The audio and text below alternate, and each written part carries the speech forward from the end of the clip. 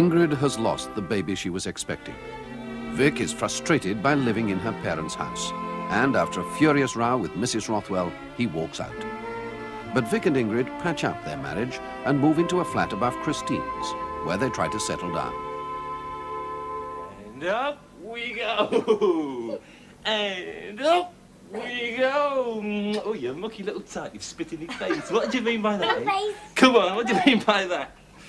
You'll frighten the life out of him talking to him like that. No, I don't think he will. Of course I shan't. He knows his Uncle Vic, don't you, Bobby? Don't you, old lad? Do you want to do it again? Here we go, then, but no more spitting, you understand? Ready? And up we go! I know we'll get tired of that first. So I'm puffed. I'm puffed, young Bobby. I think I'll have a piece of your bottom for my supper. Aren't you scared of him catching cold playing about nothing on? No, it's warm enough in here. Anyway, he can have his pyjamas on now. Do you want me to take him? No, I'll put them on for him. You're a glutton for punishment. I don't mind, as long as he doesn't pee on me.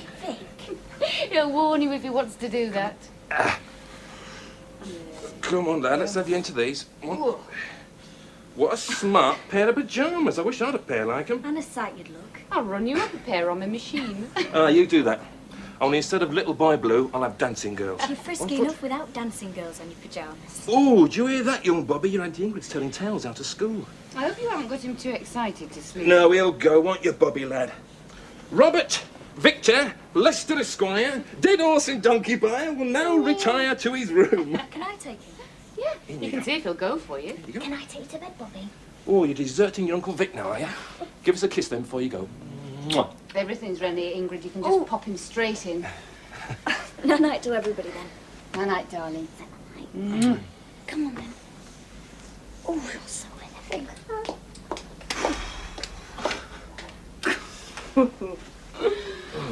Oh, he's forgotten Bertie blanket. He won't sleep without that. Ingrid.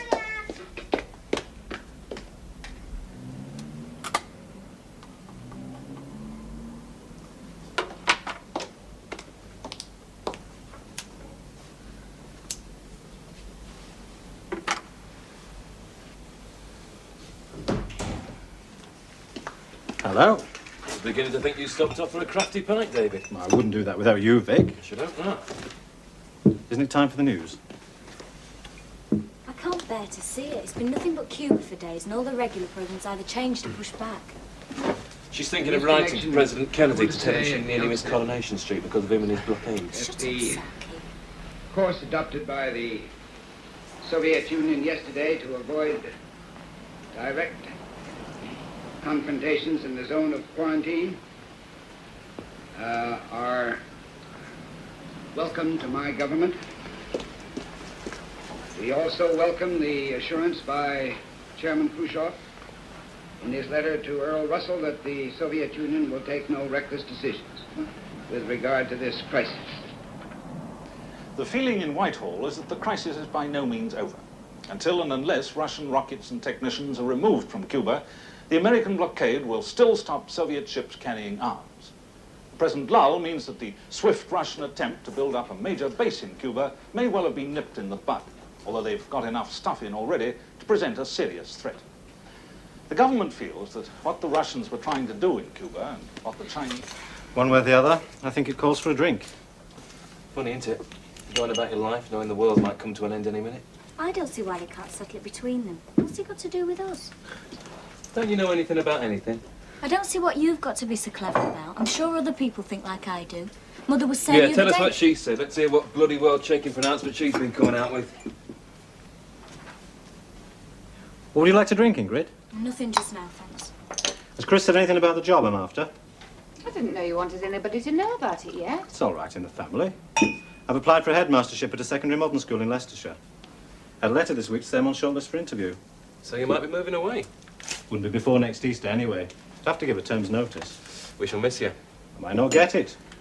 I don't know what qualifications and experience the other runners have. You'll be all right. You're a bright lad. No. You're the bright lad. I'm the once promising young man. Nearly 40, ought to be showing more than promise. Anyway, here's to the future. Saying there's going to be one.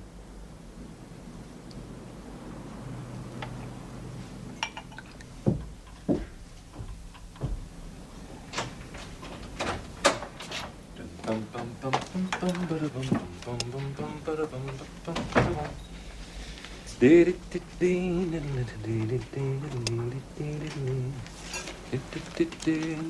not going to put that thing on at this time of night, are you? I just thought it'd be nice to hear a bit of music. You'll have the neighbours complaining. You mean you don't want to listen to it, don't you? Is there any time at all when you don't mind me playing the gramophone? I just said it was too late, and it is. You don't have to make a thing out of it. I think you've been clever enough for one night. Oh, how's that? The way you snapped at me earlier on, trying to show me up in front of Chris and David. Well, I didn't answer back then because I don't like rows in front of other people. But I hope you don't think you were getting away with it. Didn't you notice how embarrassed they were? Not particularly. No, you don't when you're showing off. Well, it might seem clever to you, but it doesn't to people listening. All right, then, I'm sorry. I wish I thought it'd stop you doing it again the next time you feel like it. I shan't feel like it if you don't make stupid remarks, shall I? It must be really awful for you having a wife who's always saying stupid things. We've all got a cross to bear. What a clever devil you are. Too clever to live. Are you going to bed? I'm going to have a bath first.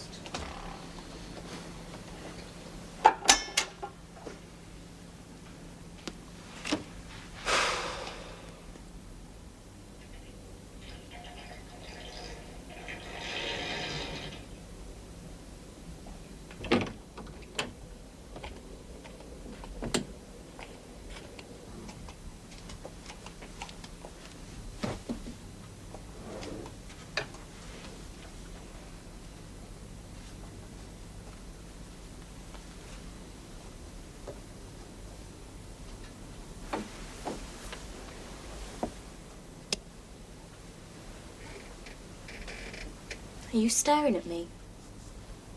I was just thinking. You're better looking now than when I first got to know you. Oh, it's compliments now, is it?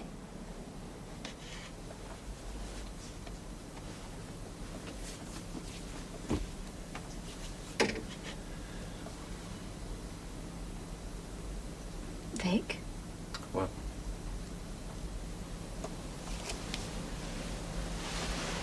Do you wish Bobby was ours? No, why should I? You seem to make such a fuss of him. He's a grand little lad. You would like to have children, though, wouldn't you? We've plenty of time. I thought you might have been more upset than you ever said about that second miscarriage. I mean, the first time I brought it on when I fell downstairs, but the second time I hardly knew I was pregnant. Look, the this specialist said there was nothing wrong with you, didn't she? It'd just be a matter of taking extra care. week. I just don't want you to think I'm scared, that's all. When do you think we ought to try again? Like I said, we've plenty of time. I sometimes wonder if it isn't you that's scared. What do you mean? Of having a baby. Something else to tie you to me. Don't talk daft.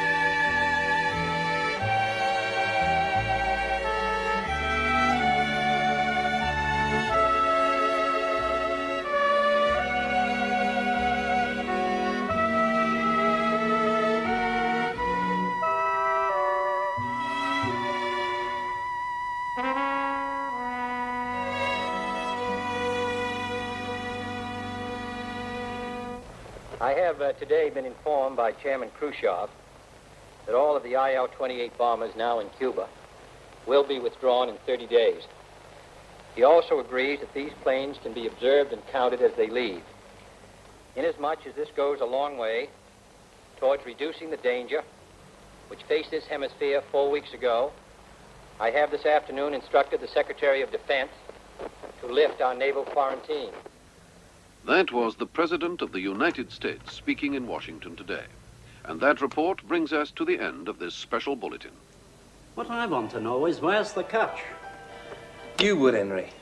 Everybody else is taking their first easy breath for a week, and you're talking about catches. Oh, I'm relieved. But what I don't see is why the Russians should build missile bases in Cuba without trying to camouflage them, and then agree to dismantle them when the Americans cut up rough. Well, perhaps they didn't expect the Yanks to get as tough as all that. Aye. Or perhaps they did expect just that. Oh, I don't know. It's a mystery to me. 'Tis to me and all. Only I'm not trying to analyse it. I'm just bloody glad it's over. Here, listen to this. Dear sir, that television I bought from your shop 2 months ago is very good on the BBC, but there is too many advertisements, keep breaking in on the other side and spoiling the programme. Please will you send your assistant to adjust and oblige, yours faithfully. Here, do you fancy doing a bit of adjusting and obliging, Henry? Who is it? Woman in Calderford. Oh, she's worse than the chap who wanted to swap his 17-inch for a 21 because he thought he weren't getting all the pictures.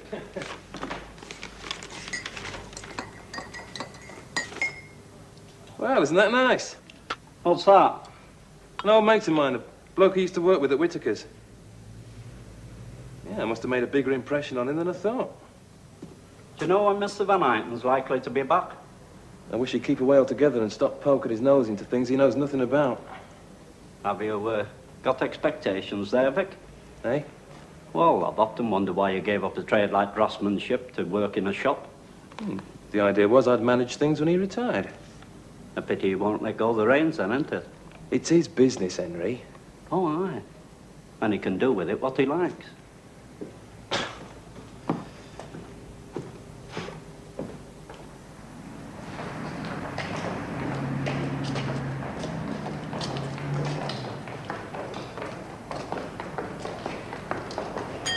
There you are. Okay, bye-bye.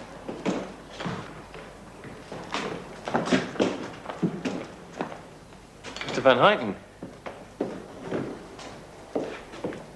I didn't expect to see you. You shouldn't have come down. You're not up to it yet. Why didn't you ring me if there was something you wanted? I took a taxi. I thought I'd be all right. Oh, come and sit down.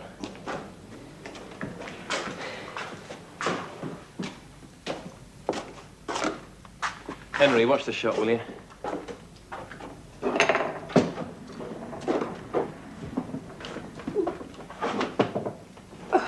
Is there anything I can get you, Mr. Van Eyten? No, I'm all right now, thank you, Victor. Ooh, what a thing it is to be old. The brain is still active, but the body won't keep pace. You shouldn't try to do so much. I do hardly anything at all these days. Without you, Victor, I don't know how I'd manage. I'm glad you feel like that, Mr. Van Eyten. Only I've got to tell you that I'm not very happy about it at present. Not happy? Yes. I mean, I'm more or less running the shop from day to day. And you're running it very well, too.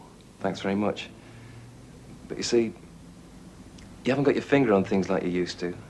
And when you do come down here, there are times when, well, you do things off your own bat and throw the job out of gear. You mean I interfere where I shouldn't? Well, I can't say that, can I? I mean, it is your business. Well, perhaps I have clung on too long. But you know, I've never subscribed to the view that a man should automatically retire from active life at 65, but, well, there does come a time when... As a matter of fact, Victor, I could probably sell out. Sell out? Fenwick Brothers have intimated that they'd be willing to make an offer. Well, that's all right, Mr. Van Eyten, but where does it leave me? You? Oh, they'd be sure to keep you on. I could make that a condition of sale. But it's not the same thing at all, is it? I didn't leave engineering to be a shop assistant for any Tom, Dick or Harry. I did it to work for you. But I shan't last forever, Victor. Lately, I've begun to feel my age. I know, but... I find your loyalty very touching, Victor. I don't think loyalty comes into it at this stage, Mr. Van Huyten. At least not on my side. When we had that long talk before, you told me there'd be better prospects than there are for an ordinary shop assistant. I think I said that one day, when I decided to take things more easily, I should want you to manage the shop. Now you're doing that. And I'm going to have to rely on you a great deal more. So as soon as I'm feeling a little stronger, we must have another little talk about the future. You're not serious about selling out, then?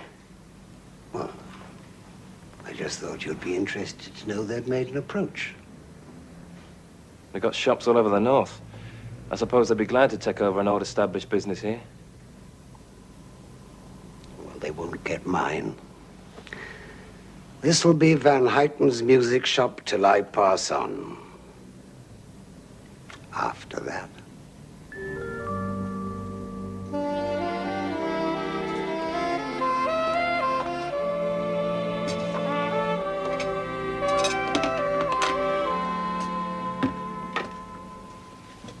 Guess who I had a letter from today? Who? Albert Conroy. Conroy? Didn't he go to Australia? No, he's working down south. What does he want writing to you? Why shouldn't he write? He's an old mate. Never knew that. But he is, listen. Dear Vic, I hope this reaches your care of the shop, as I don't know your home address. How are married life and the pop fans treating you these days? The reason I'm writing is to ask if you've ever thought of coming back into engineering. I moved down here 18 months ago to a job with a small structural firm, and now I'm chief draftsman, no less. First of all, boss of myself, and now in charge of 2 more draftsmen. One of them is your old pal, Jimmy Slade from Whittaker's, who I persuaded to come down 12 months ago. Is he offering you a job? Wait a minute, let me finish. For all I know, you're happy doing what you're doing, but I thought I'd write on the off chance you fancied a change. If you're interested, let me know and I'll fix an expenses-paid trip so you can come and look it over for yourself. Jimmy sends his regards. He seems to have settled down nicely and he's fraternising with the natives to the extent of doing a bit of courting in the town. Yours, Albert Conroy. P.S. It's good ale. What do you think of that, then? You're not going to entertain it, are you? No, it's not for me. But it's nice to be asked. I never knew you and Conroy were friends. Yeah, some people aren't all they seem to be on top. Some people have hidden depths. I've got to be quite fond of old Conroy. Well, you'll be able to write back and tell him you don't need his job. Thank you very much. I'll go.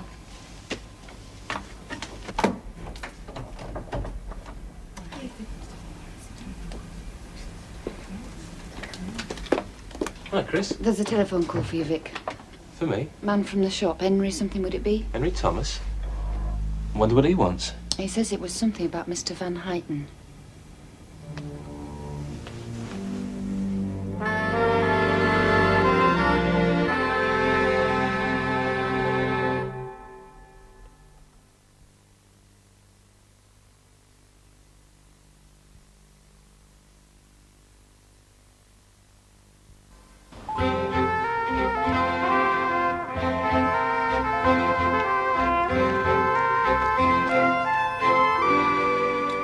Musicians' Benevolent Fund. Well, I suppose it's gone to a good cause. Oh, it would have gone to a better cause if it had been left where it was promised.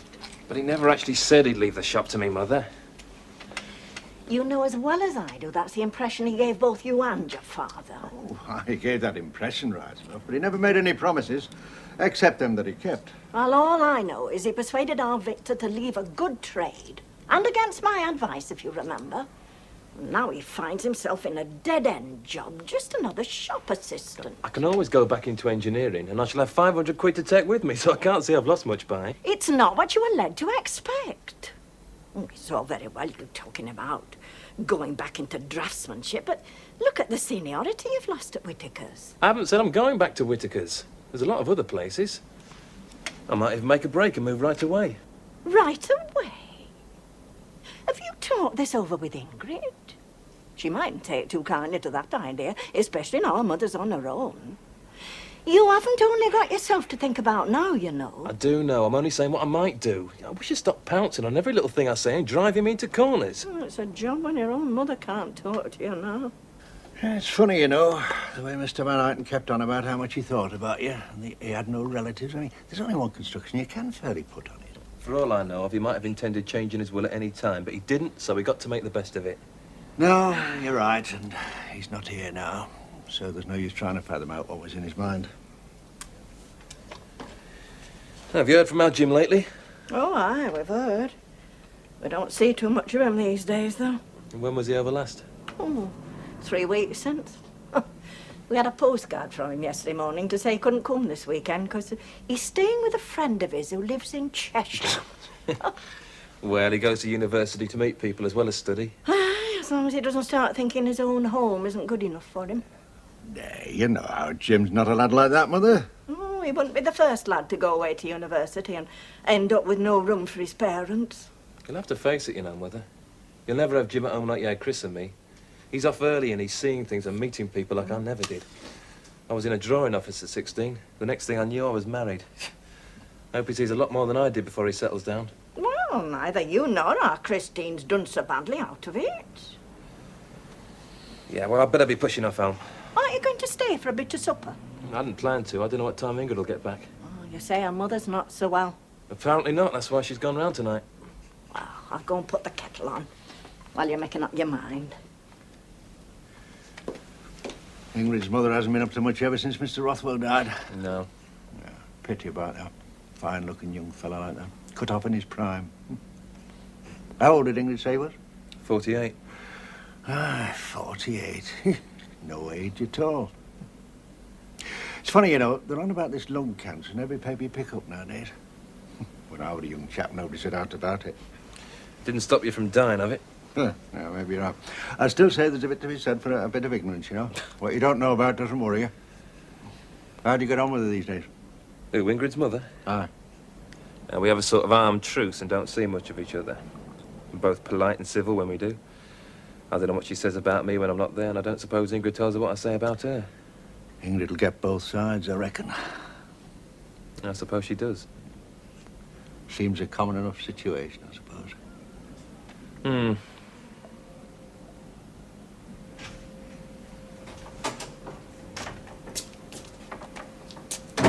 Where have you been? I've been home, like I said. I didn't think you'd be this late.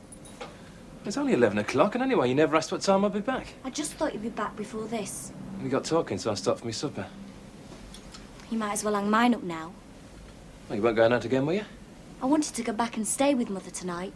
Why? Isn't she well? You know very well she's not well. I mean, is she worse? She's not well. Well, if you think you ought to go, then go. I'll walk you back round. It's too late. She'll have gone to bed. I shall have to pop round first thing in the morning, that's all, and tidy up for her and do her shopping. How are your mother and father? As usual. They're thinking of buying a smaller house. I suppose that one is a bit big for them now. You fancy buying it? We're all right here, aren't we? It's ours now the Fowlers aren't coming back. It's all good money going out in rent. We could use that 500 of Mr. Van Huyten's for a deposit on a house.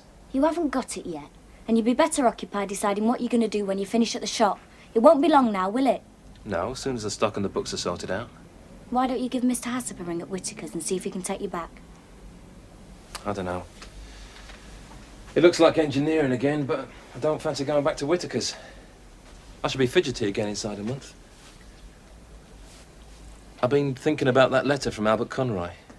I haven't replied to it yet, what with all the upset. But we can't just pack up and go all that way. Why not? Other people do it.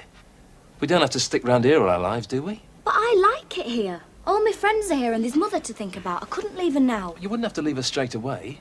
If I did go, it'd mean me living in digs for a while till I saw if I could settle and find a house. That'd mean me staying here on my own. Well, for a bit. I don't see why we have to go to all that trouble. There are plenty of engineering firms round here. Look, Ingrid. Things haven't worked out like we expected. I've got to go back into engineering, but I just don't feel I can do it here. I need a change.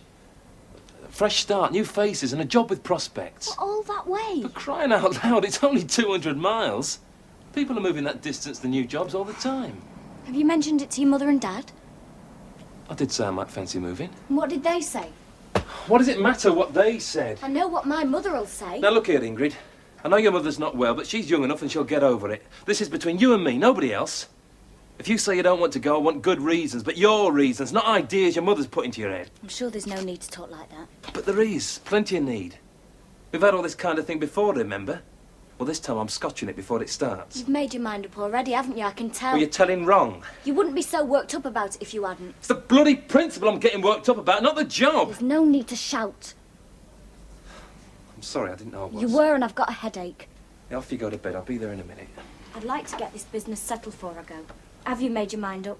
How can I when I haven't even seen the place? What do you intend doing then? I'm going to write to Conroy and tell him I'll go down and look it over. So it's no good me talking, is it? There's not much point in anybody talking till I've been and had a look. There's not much point in moving all that way just out of spite either. Don't talk so damn silly, Ingrid. Look, I was happy enough at the shop, but that's all gone now.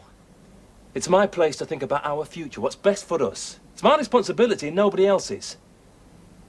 And people should remember that before they start to talk. I'm going to bed. Okay, we'll talk about it another time. I don't think there's any point in me talking about it again.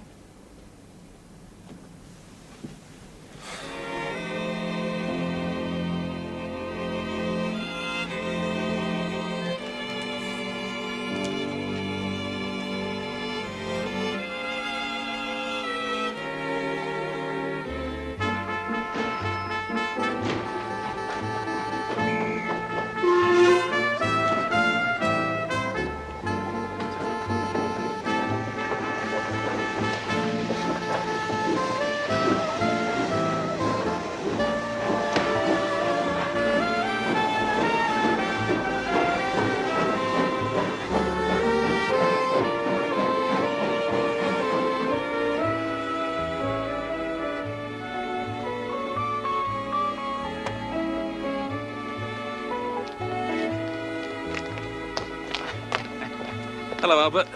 Hello, young Brownie. Hey, you've grown. Which way? Come on. I'll put you in the picture over by to eat.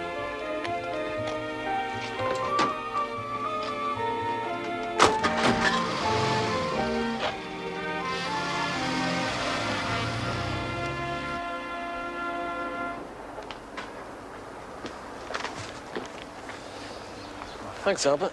Very nice lunch. Yeah, you see, young Brownie, there are some compensations to working down south. You can see green fields from the office windows.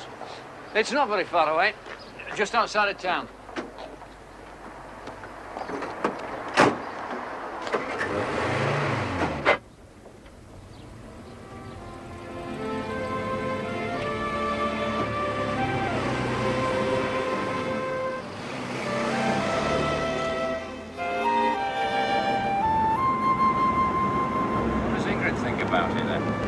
I'll tell you the truth, Albert, she's not all that keen at the moment. But she'll come round if she has to. Well, they don't all. Some of them can't bear to leave their own backyard.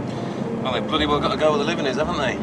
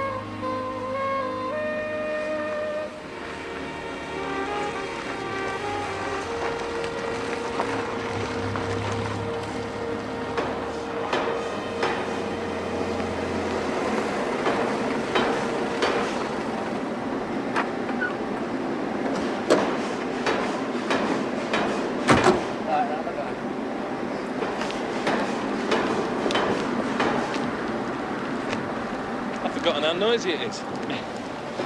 Look, as I see it, you're onto a pretty good thing today. It's not so much you proving yourself as us tempting you. Hope your boss doesn't ask too many searching questions, Albert. I've got very rusty in the last few years.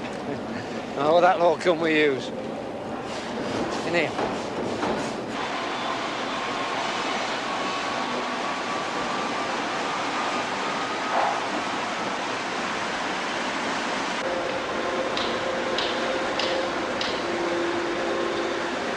the boss like? Well, Franklin, he's an engineer, not an accountant. Oh, he's been all over the place, done all kinds of things. Just the opposite of your family retainer type at Whittaker's. He knows everybody by the first name, and there's no bull or hangers-on serving out the time till they reach pensionable age. On you go. So.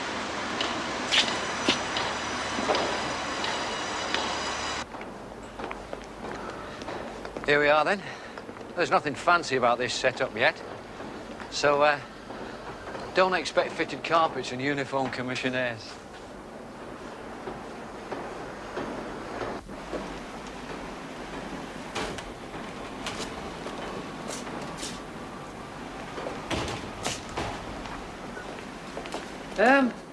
Is Franklin in? Yeah. Hello, mate. Hey, how are you? You have a natter with Jimmy, then, eh? Now then, sunshine, you're a long way from home. Yeah, so are you. Oh, nice to have something decorative about the place. You can look for free. Who mentioned anything else? So, how's the old married man then, eh? Fair to middling. Ingrid? About the same. Hey, you're doing a spot of courting these days. Integration, it's called. Don't be filthy. Hey, what's the setup here? Nothing for you to be scared of. No snags? Well, the only thing with a firm like this is you don't know how sound they are financially. They were taken over a couple of years ago. That's when Franklin moved in to shake things up a bit. We've got plenty of work on, but for all I know, the people behind it could make a decision tomorrow that'll put us all out in the street. I shan't have a job in a week or two anyway. Nah, and there's plenty of openings for bright, willing lads, so I'm not worried. What about this Franklin fella, the boss? He's all right. Straightforward, he can't stand any flannel. Can you come in now, Vic? I'll see you later, maybe. Yeah. Hey! Astonishingly good luck, mate.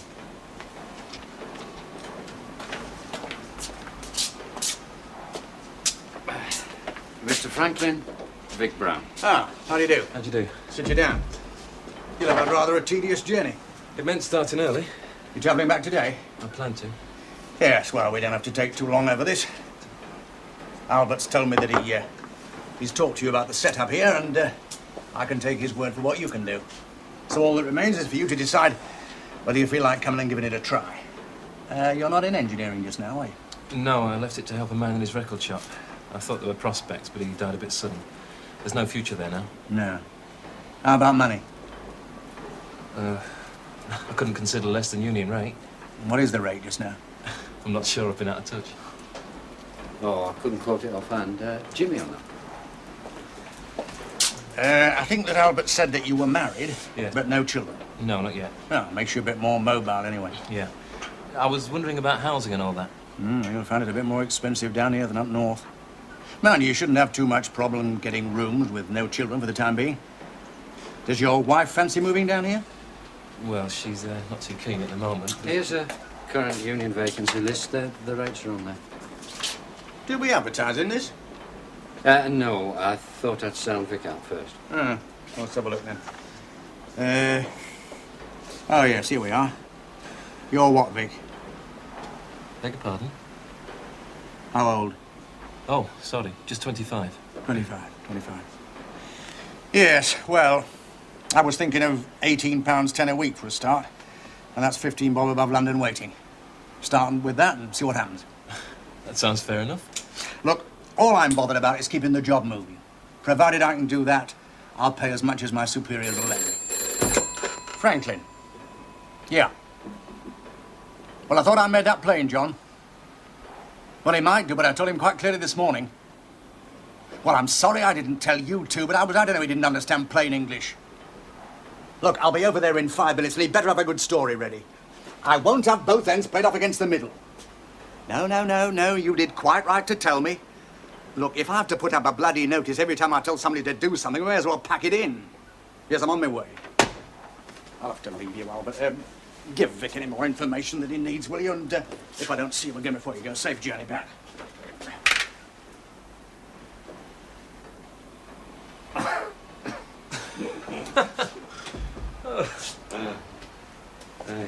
Somebody's in for a few straight words. Is that all there is to it, then? Well, what else could he do? Asking you 12 times 10.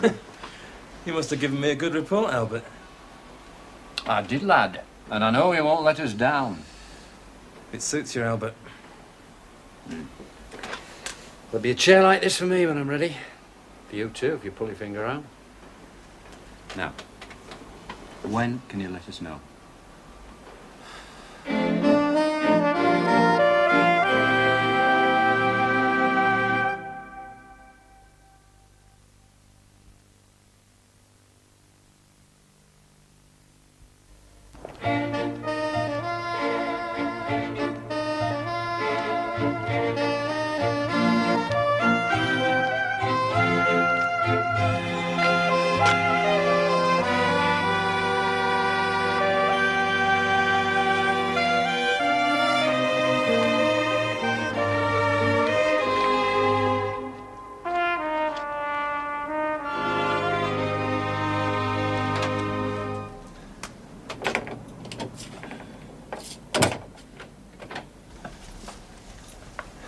Oh, you're here. I thought you'd got lost. Hello. Good evening, Victor. Did you have a successful day? Yeah, I think so. I was expecting you before this. I came as fast as British Railways would let me. Wasn't there an earlier train? Not that I could catch. Don't nag Victor, Ingrid. He's had a long day, he must be tired. I am. Be nice if I could lie in the morning. A few hours sleep, you'll be as right as rain again. You've got your health and strength. That's the main thing. How are you feeling today? Oh, not too bad. It comes and goes. Should you be out at this time? Well, I've got a taxi ordered, but it's late. That's probably him now.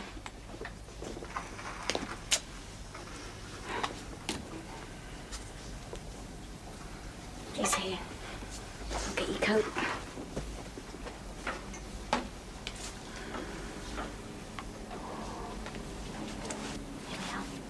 Thanks, love. Now, I'll pop round tomorrow on my way home from the office. Are you sure it's not putting you out? Of course it isn't. Do you want me to ride round with you and see you in? Oh, no. You stay here and get Victor something to eat. He must be famished. Well, good night. Good night. Do you want to come down with you? No, I'll be all right. Good night,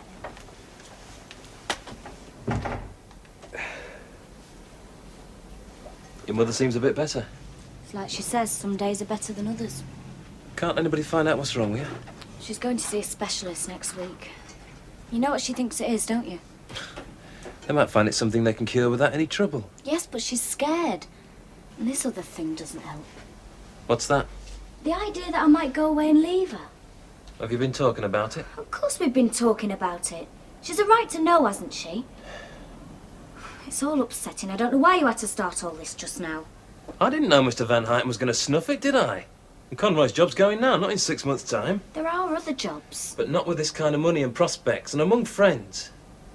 You sound as if you like what you saw. Yeah, I like what I saw. Did you tell them you'd go? I said I'd think about it. When do they want to know?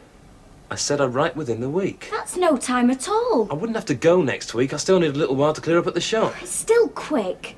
We've never even talked about wanting to move away before. Things are different now. I've got to make a decision, one that could change our lives. I like my life well enough as it is. It's all right for you. You'll give up your job sooner or later and stop at home. I've got a lifetime of working for other people in front of me, and I want to be as happy in it as I can. Have you had anything to eat? I had dinner on the train. Conroy gave me my expenses.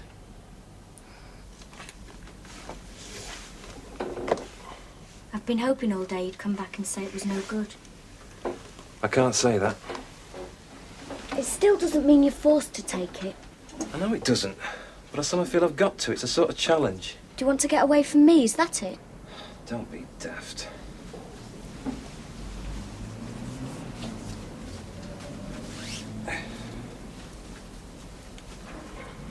Do you think we could take Mother with us? I can't see that working. You know what happened when we lived together before? But we're more settled now. It wouldn't be the same. Oh, yes, it would. Your mother and I get on best. The least we see of each other. I don't want to leave her on her own altogether. She's not an old woman. But she's not well. She'll get better, then she'll be all right. For all we know, she might never be well again. I'm only trying to do what's best for us. I can't think for everybody. You know, I thought we'd finished with all that long ago. But here we are, up against it again.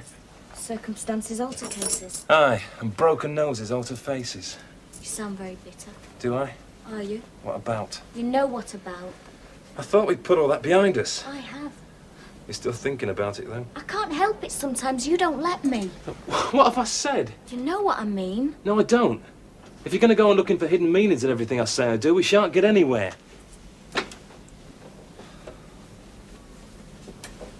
Do you love me, Vic?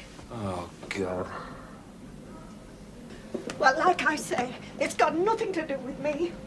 You've got your own lives to lead and your own decisions to make. That's right, we have. Oh. Pay no heed to your mother, Vic. You've got to make up your own mind. It's just that, you know, without Jim away at university and David talking about taking this job in Leicester, she just feels she's losing all her family at once. It's not just that, though, Dad. She's always full of sour grapes. She just hates any kind of change. Oh, well, there's safety in what you know, lad. Your mother can't forget the hard times she's been through. You've always half a feeling they could be waiting for you just round the corner again. It sometimes gets you around the throat and stifles you. You break clear of it, lad. You've your own way to make. There's nobody else knows better than you what you want to do. If you and Ingrid can agree on that, there's naught else that matters. Hey, I must be away.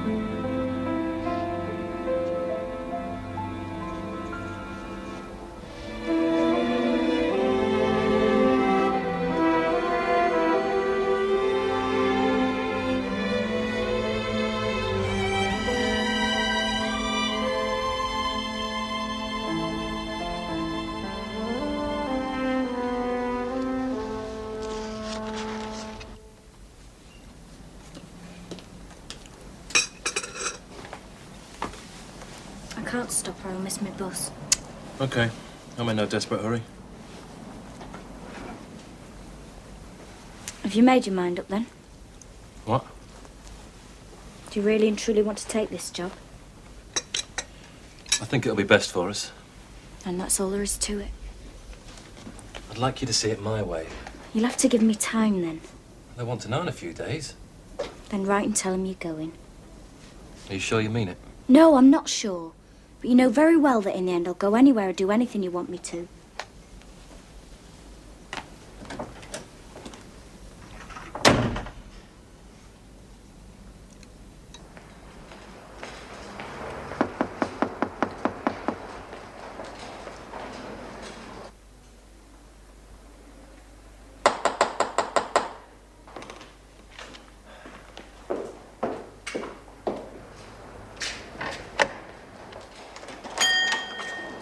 We're closed until further notice. I know. I'm from Phoenix. The bank said it was all right for me to come round. Oh, come in then. My name is Hallop. You'll be Mr. Brown. That's right. All right to have a look round. It's OK by me.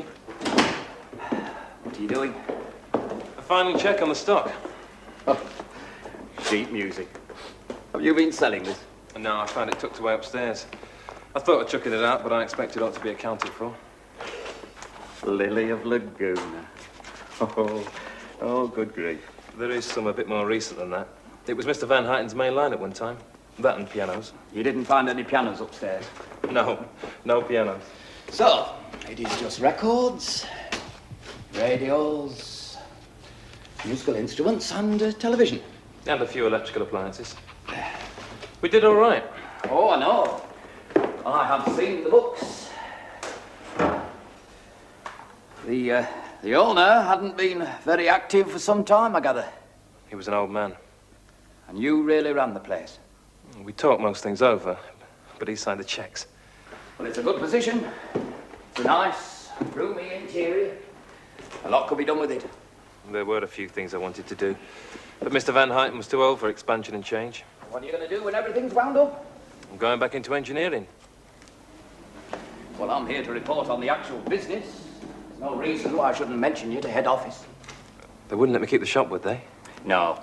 We've put in our own manager. There are other chances of promotion. I had a special relationship with Mr. Van Huyten. It's the only reason I came. Why not think about it? I think you're probably the type who'd do well with us. No, my plans are made. A pity. Still, you know best. Well, I'll make it lunchtime. Is there a place to eat? There's a Dolphin round the corner. Perhaps you'd like to join me. I think the expenses will run to it. Okay, thanks.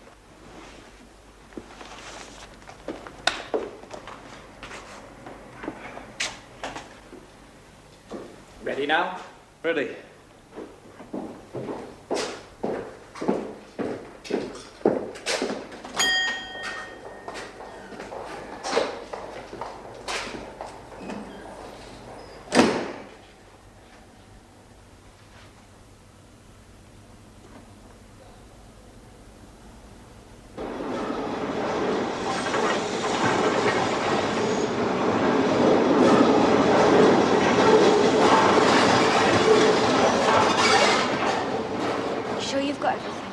From the weight of this case, I must have. Well, I'll drop you a line if there's anything I want. You'll write to me anyway, won't you? In a day or two, when I see how things are going. What do you do about your washing? Send it to a laundry. You could bring it home and let me do it for you. I don't see much point in lugging things backwards and forwards every other weekend. Once it's there, it might as well stay. An attractive little piece, you know. This is it, then? Yeah. Goodbye. You will write, won't you? As soon as I can. For Pete's sake, Ingrid, I'll see you in a fortnight. Mind the door. You've got to get on.